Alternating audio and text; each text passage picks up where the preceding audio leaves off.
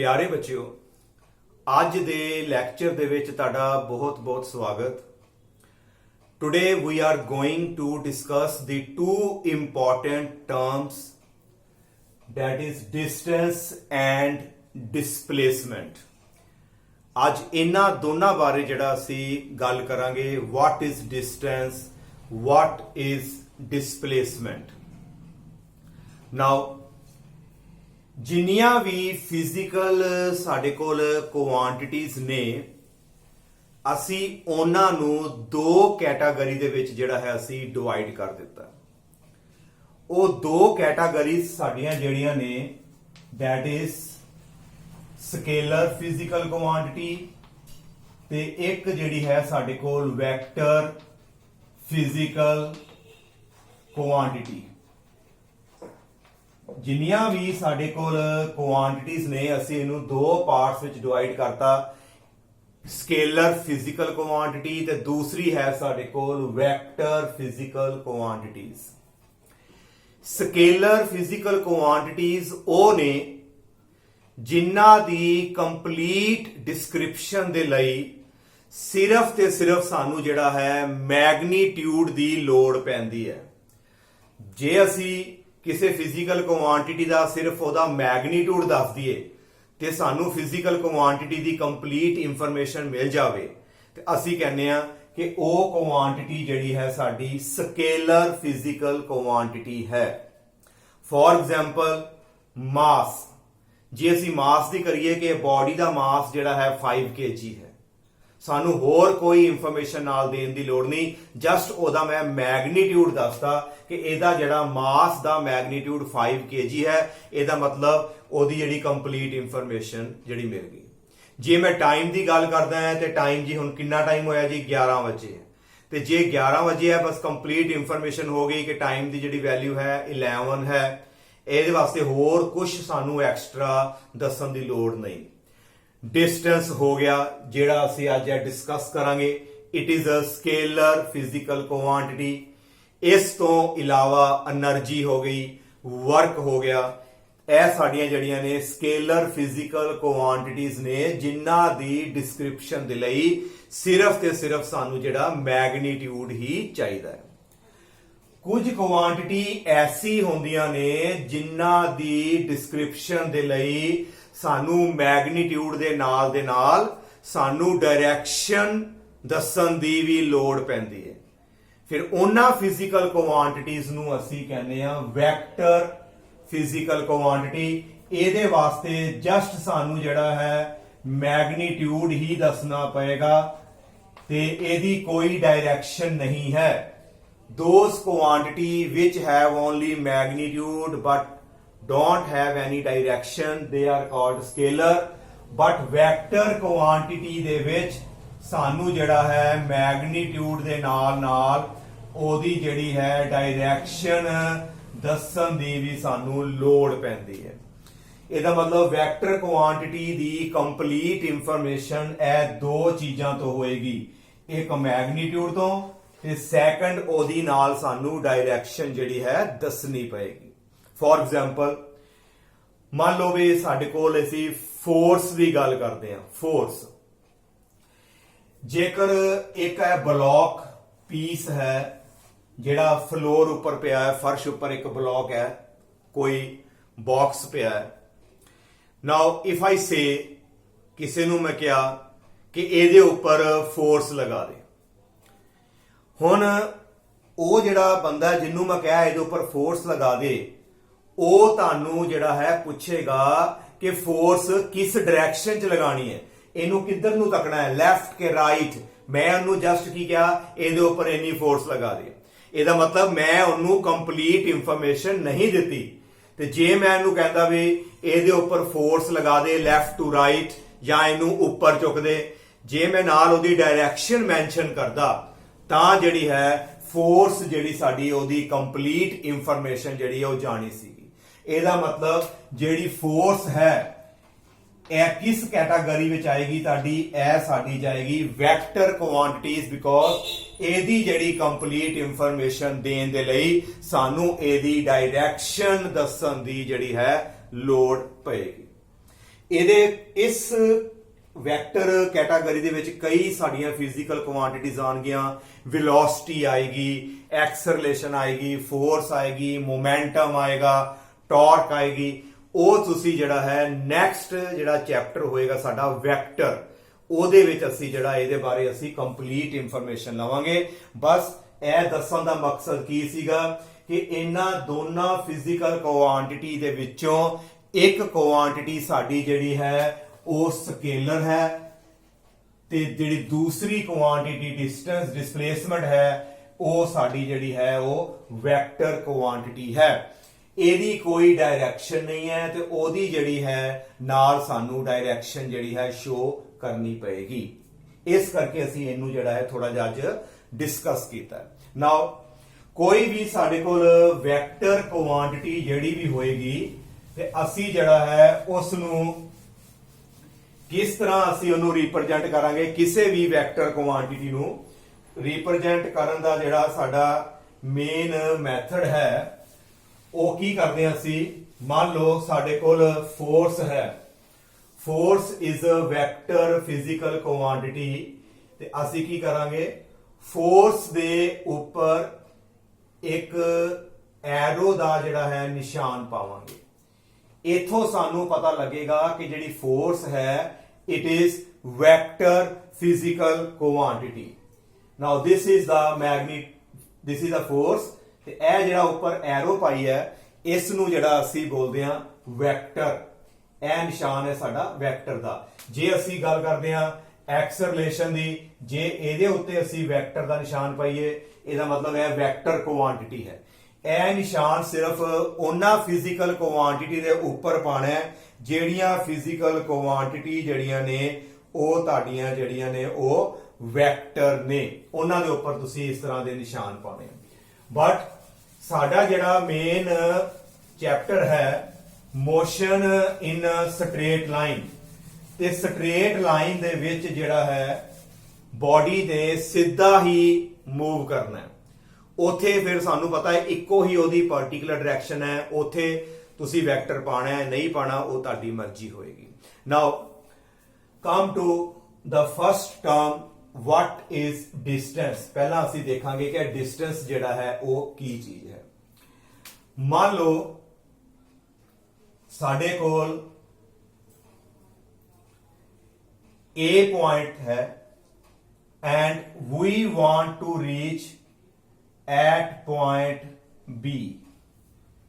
ਅਸੀਂ A point ਤੇ ਖੜੇ ਹਾਂ and we want to go from A to B। ਅਸੀਂ A ਤੋਂ B ਵੱਲ ਜਾਣਾ ਚਾਹੁੰਦੇ ਹਾਂ। A ਤੋਂ ਅਸੀਂ B ਤੇ ਜਿਹੜਾ ਹੈ ਜਾਣਾ ਚਾਹੁੰਦੇ ਹਾਂ। Now there can be large number of ways। ਕਈ ਤਰੀਕੇ ਦੇ ਨਾਲ ਜਿਹੜਾ ਅਸੀਂ A ਤੋਂ B ਤੇ ਆਪਾਂ ਜਾ ਸਕਦੇ ਹਾਂ। ਧਿਆਨ ਨਾਲ ਦੇਖੋ। Suppose first I go to at point C। ਪਹਿਲਾਂ ਮੈਂ C ਤੇ ਗਿਆ, ਉਸ ਤੋਂ ਬਾਅਦ ਮੈਂ C ਤੋਂ ਜਿਹੜਾ ਹੈ ਮੈਂ ਚਲਾ ਗਿਆ D ਤੇ, then finally I reach at point B। ਇਹਦਾ ਮਤਲਬ A ਤੋਂ B ਤੇ ਜਾਣ ਦਾ ਤਰੀਕਾ ਹੈ ਪਹਿਲਾਂ A ਤੋਂ C ਗਏ, C ਤੋਂ D ਗਏ, D ਤੋਂ B ਗਏ। ਜਿਸ ਤਰ੍ਹਾਂ ਅਸੀਂ ਡੇਲੀ ਲਾਈਫ 'ਚ ਗੱਲ ਕਰੀਏ, ਅਸੀਂ ਕਿਸੇ ਦੇ ਘਰ ਜਾਣਾ ਹੈ ਤੇ ਗਲੀ ਮੁਹੱਲੇ ਦੇ ਵਿੱਚ ਕਿੰਨੀਆਂ ਗਲੀਆਂ ਹੁੰਦੀਆਂ। ਜੇ ਕਿਸੇ ਦੇ ਅਸੀਂ ਘਰ ਜਾਣਾ ਹੈ ਪਹਿਲਾਂ ਅਸੀਂ ਸਿੱਧਾ ਜਾਂਦੇ ਆ, ਫਿਰ ਦੂਸਰੀ ਜਿਹੜੀ ਹੈ ਗਲੀ ਵਿੱਚ ਜਾਵਾਂਗੇ, ਫਿਰ ਤੀਸਰੀ, ਫਾਈਨਲ ਕਿਸੇ ਦੇ ਜਿਹੜਾ ਆਪਾਂ ਘਰ ਪਹੁੰਚਦੇ ਆ। ਇਹ ਉਹ ਮੈਥਡ ਹੈ, ਪਹਿਲਾਂ A ਤੋਂ C ਗਏ, ਫਿਰ D ਗਏ ਤੇ ਫਿਰ ਅਸੀਂ ਚਲੇ ਗਏ B ਤੇ। ਇੱਕ ਦੂਸਰਾ ਮੈਥਡ ਆ ਹੈ ਕਿ ਅਸੀਂ ਜਿਹੜਾ ਹੈ ਸਟ੍ਰੇਟ ਵੀ ਜੇ ਪੋਸੀਬਿਲਿਟੀ ਹੋਵੇ ਤੇ ਅਸੀਂ A ਤੋਂ B ਬਿਲਕੁਲ ਸਿੱਧਾ ਵੀ ਜਿਹੜਾ ਹੈ ਆਪਾਂ ਜਾ ਸਕਦੇ ਹਾਂ। And the third one is like this along the curve। ਅਸੀਂ A ਤੋਂ B ਜਿਹੜਾ ਹੈ ਇਸ ਕਰਵ ਦੇ along ਵੀ ਜਿਹੜਾ ਆਪਾਂ ਜਾ ਸਕਦੇ ਹਾਂ। There can be so many paths along which we can go from A to B। ਜਾਣਾ A ਤੋਂ B ਤੇ ਹੈ, ਇਹ ਸਾਡੀ ਇਨੀਸ਼ੀਅਲ ਪੋਜੀਸ਼ਨ ਹੈ ਤੇ ਇਹ ਸਾਡੀ ਜਿਹੜੀ ਹੈ ਫਾਈਨਲ ਪੋਜੀਸ਼ਨ ਹੈ। ਨਾਓ ਜਿਹੜਾ ਵਿੱਚੋਂ ਟੋਟਲ ਲੈਂਥ ਆਫ ਪਾਥ ਹੈ A ਤੋਂ B ਤੇ ਪਹੁੰਚਣ ਦਾ ਜਿਹੜਾ ਐਕਚੁਅਲ ਜਿਹੜਾ ਸਾਡਾ ਰਸਤਾ ਹੋਏਗਾ, ਜਿਸ ਰਸਤੇ ਅਸੀਂ A ਤੋਂ B ਗਏ, ਉਹ ਟੋਟਲ ਲੈਂਥ ਆਫ ਪਾਥ ਨੂੰ ਅਸੀਂ ਜਿਹੜਾ ਬੋਲਦੇ ਹਾਂ ਡਿਸਟੈਂਸ। ਇਹ ਸਾਡਾ ਜਿਹੜਾ ਡਿਸਟੈਂਸ ਕੀ ਹੈ? It is the actual total length of path covered by the body from initial position to the final position. This is called distance. ਇਹਦਾ ਮਤਲਬ ਸਾਡਾ ਜਿਹੜਾ distance ਕਿੰਨਾ ਹੋਏਗਾ? distance ਦੀ ਜਿਹੜੀ ਵੈਲਿਊ ਹੋਏਗੀ ਸਾਡੇ ਕੋਲ, it will be AC, ਪਹਿਲਾਂ A ਤੋਂ C, ਪਲੱਸ ਵਿੱਚ ਕਰਾਂਗੇ ਅਸੀਂ CD, and then plus it will be equal to DB. It is the total length of path traveled from A to B, that is called distance. ਉਹ ਸਾਡਾ ਜਿਹੜਾ ਹੈ distance ਹੋਏਗਾ।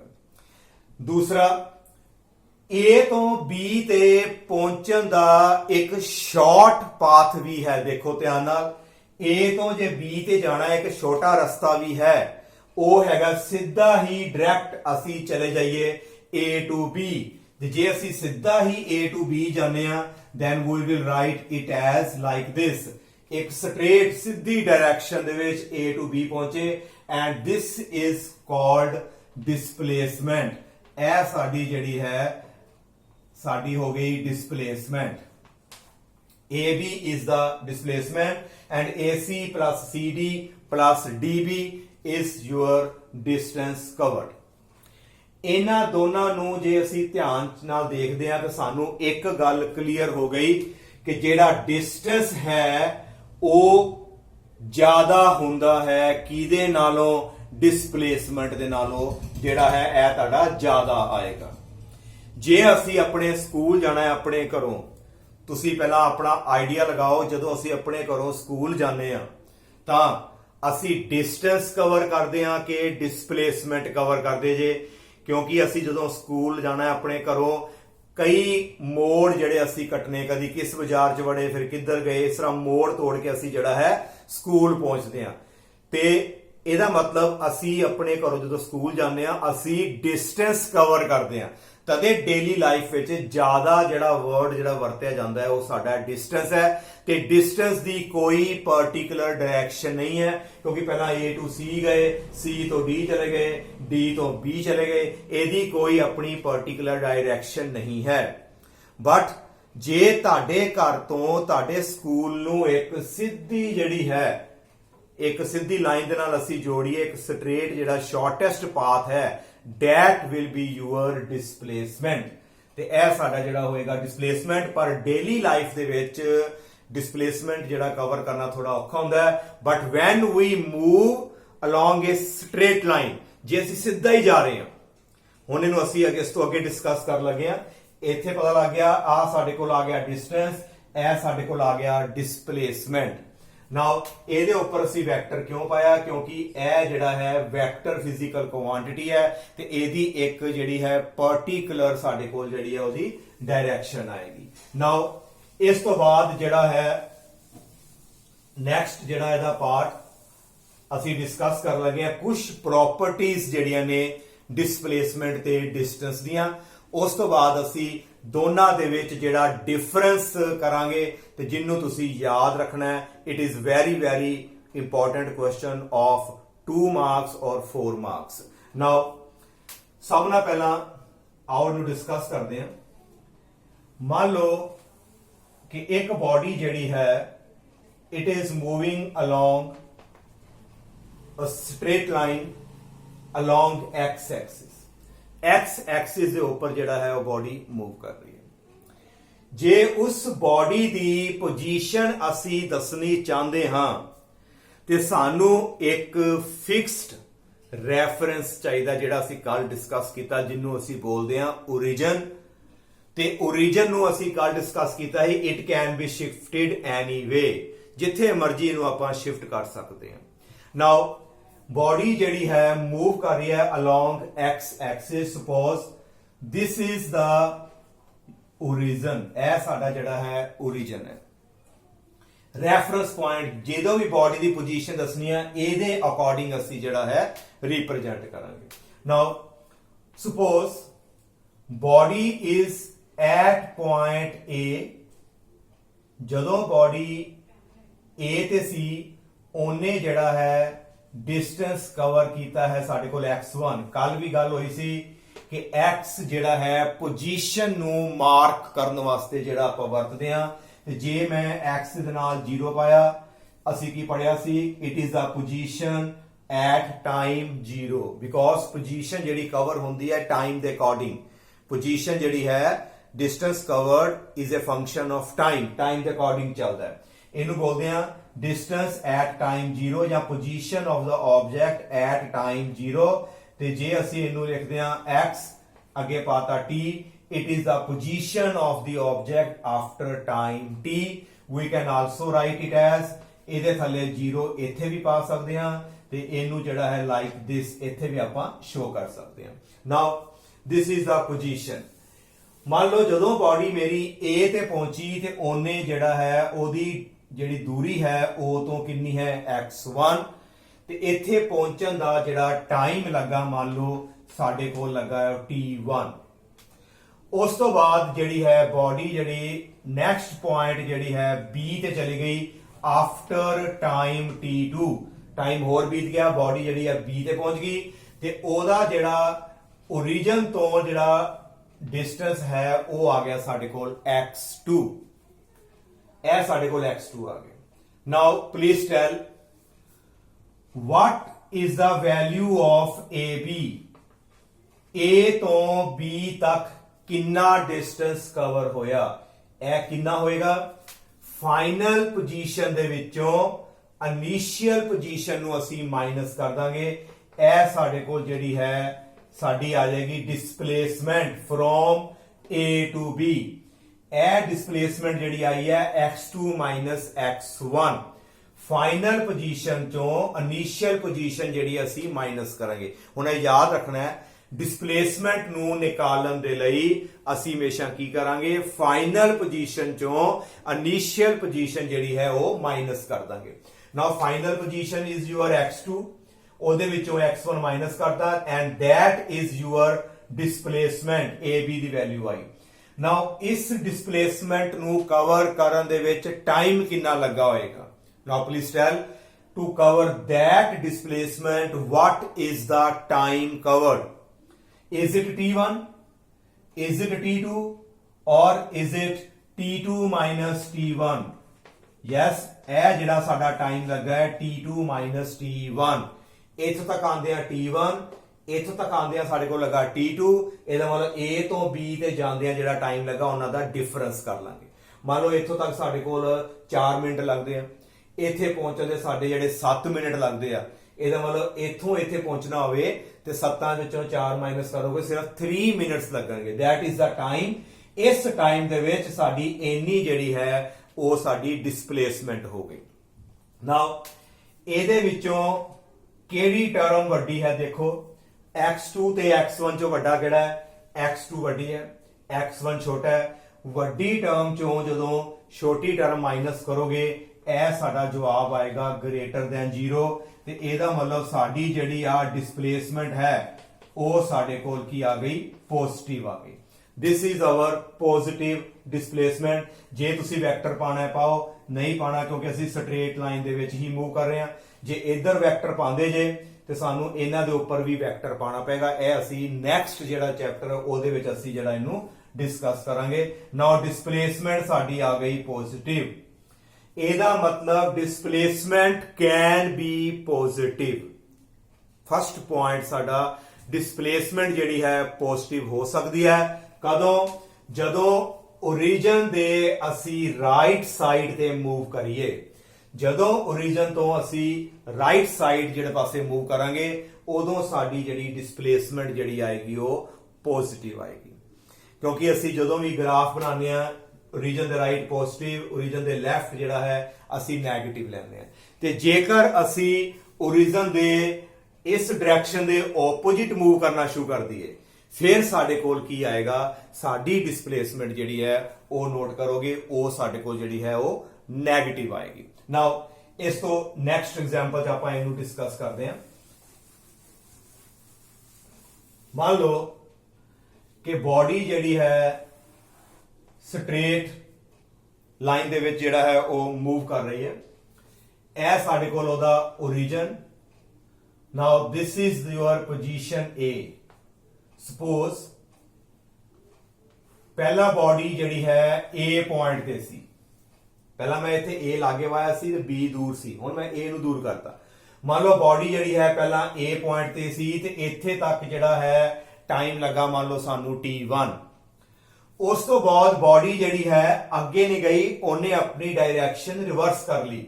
Suppose it come to point B। ਹੁਣ ਉਹ body ਜਿਹੜੀ ਹੈ B point ਤੇ ਆ ਗਈ ਤੇ ਉਹਦਾ ਜਿਹੜਾ ਹੈ ਡਿਸਟੈਂਸ ਜਿਹੜਾ origin ਤੋਂ ਸਾਡਾ ਕਿੰਨਾ ਰਹਿ ਗਿਆ x2 ਤੇ origin ਤੋਂ ਇੰਨਾ ਰਹਿ ਗਿਆ ਸਾਡੇ ਕੋਲ। now please tell what is the value of AB।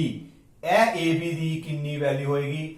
ਅਸੀਂ ਕਿਸ ਤਰ੍ਹਾਂ ਪੜਿਆ ਸੀ ਕਿ ਫਾਈਨਲ ਪੋਜੀਸ਼ਨ ਚੋਂ ਇਨੀਸ਼ੀਅਲ ਪੋਜੀਸ਼ਨ ਮਾਈਨਸ ਕਰਾਂਗੇ। ਫਾਈਨਲ ਕਿਹੜੀ ਹੈ ਸਾਡੀ? x2 ਵਿੱਚੋਂ ਅਸੀਂ ਅੱਜ ਮਾਈਨਸ ਕਰਾਂਗੇ x1। this will be your AB। ਇਹ ਜਿਹੜੀ ਡਿਸਪਲੇਸਮੈਂਟ ਹੈ ਇਟ ਵਿਲ ਬੀ ਨੈਗੇਟਿਵ। ਇਹ ਸਾਡੇ ਕੋਲ ਜਿਹੜਾ ਹੈ ਇੱਕ ਨੈਗੇਟਿਵ ਰਿਜ਼ਲਟ ਆਏਗਾ। ਹਾਂਜੀ, ਕਿਉਂ ਨੈਗੇਟਿਵ ਰਿਜ਼ਲਟ ਆਏਗਾ? ਬਿਕੋਜ਼ ਸਾਡੇ ਕੋਲ x2 ਦੀ ਵੈਲਿਊ ਜਿਹੜੀ ਹੈ ਸਮਾਲ ਹੈ ਤੇ x1 ਦੀ ਵੈਲਿਊ ਜਿਹੜੀ ਸਾਡੇ ਕੋਲ ਲਾਰਜ ਹੈ। ਛੋਟੀ ਵਿੱਚੋਂ ਜਦੋਂ ਵੱਡੀ ਮਾਈਨਸ ਕਰੋਗੇ ਤਾਂ ਸਾਡੇ ਕੋਲ ਜਿਹੜਾ ਹੈ ਨੈਗੇਟਿਵ ਆਏਗਾ।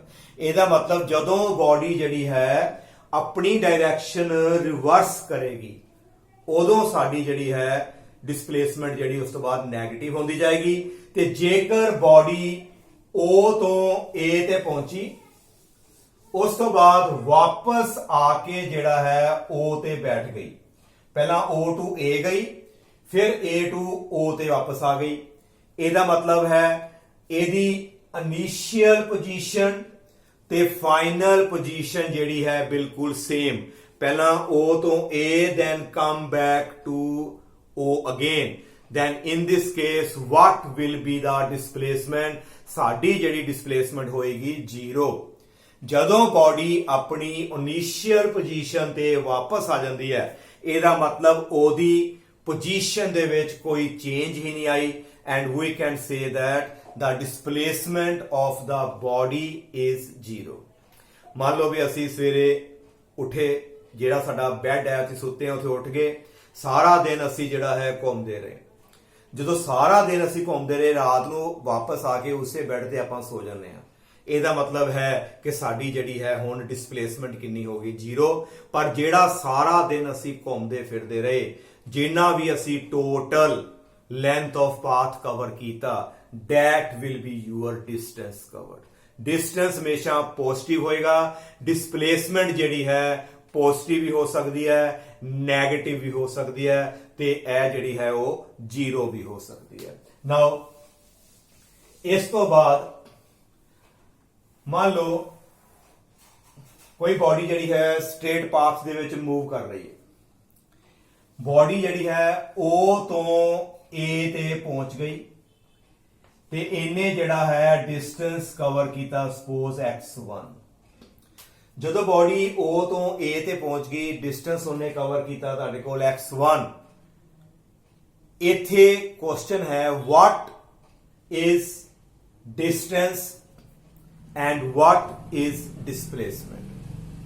ਹੁਣ ਬੋਡੀ O ਤੋਂ A ਤੇ ਪਹੁੰਚੀ ਹੈ, ਬਿਲਕੁਲ ਸਿੱਧਾ ਜਾ ਰਹੀ ਹੈ, ਇਹਦਾ ਮਤਲਬ ਇੱਕੋ ਹੀ ਪਾਥ ਹੈ, ਸਟ੍ਰੇਟ ਰੋਡ ਦੇ ਉੱਪਰ ਜਾ ਰਹੀ ਹੈ, GT ਰੋਡ ਦੇ ਉੱਪਰ ਸਿੱਧਾ ਹੀ ਜਾ ਰਹੀ ਹੈ। ਇਹਦਾ ਮਤਲਬ ਇਹੋ ਸਾਡਾ ਡਿਸਟੈਂਸ ਹੋਏਗਾ ਤੇ ਇਹੋ ਸਾਡਾ ਜਿਹੜਾ ਹੈ ਡਿਸਪਲੇਸਮੈਂਟ ਹੋਏਗਾ।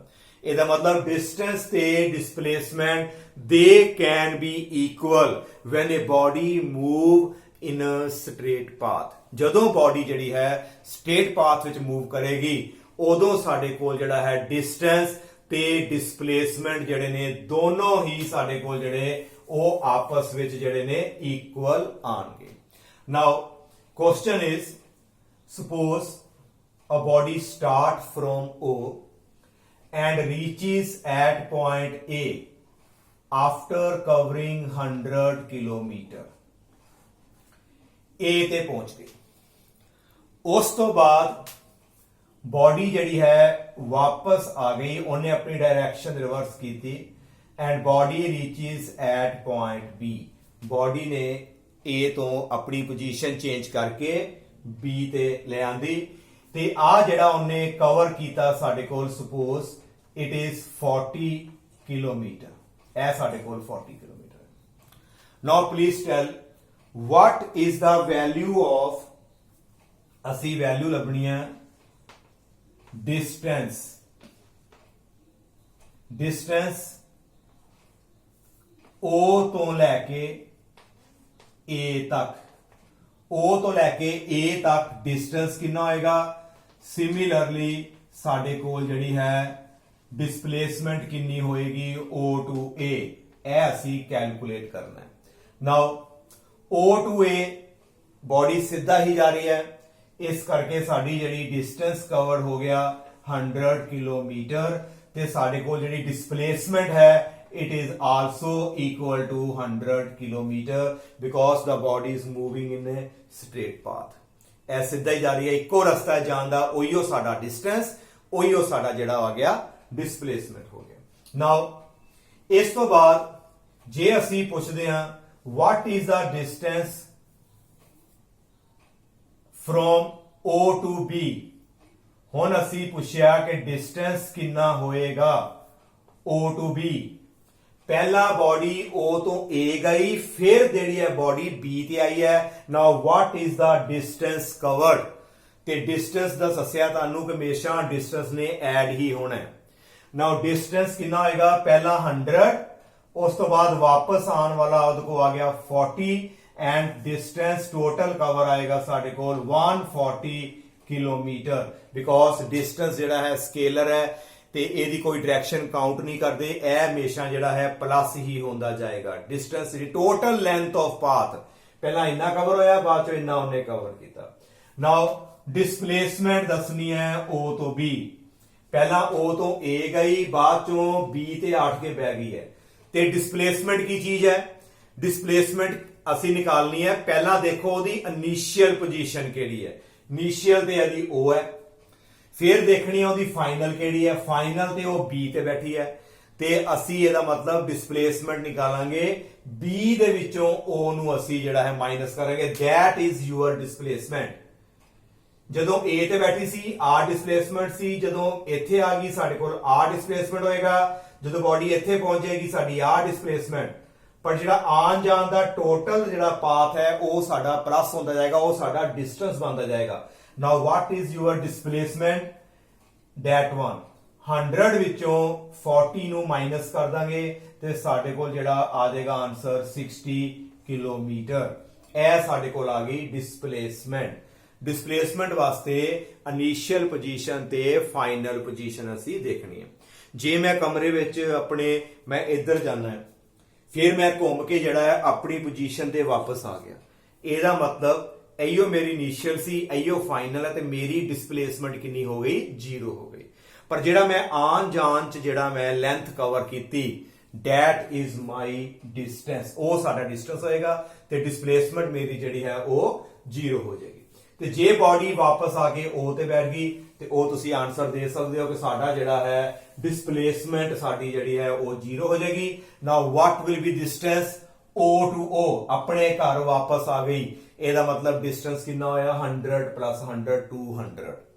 आम तुसी है डेली लाइफ च सुनदे जे, जदों असी किते जाने असी कहने भी किन्ना आन जान किन्ना डिस्टेंस होएगा, क्योंकि असी जान दा ते आन दा डिस्टेंस असी जेड़ा है प्लस करदे आ, उथे कदी भी वर्ड असी डिस्प्लेसमेंट नहीं वरतदे, डिस्टेंस जेड़ा है हमेशा प्लस होंदा है। Now distance is a positive, distance is a scalar physical quantity.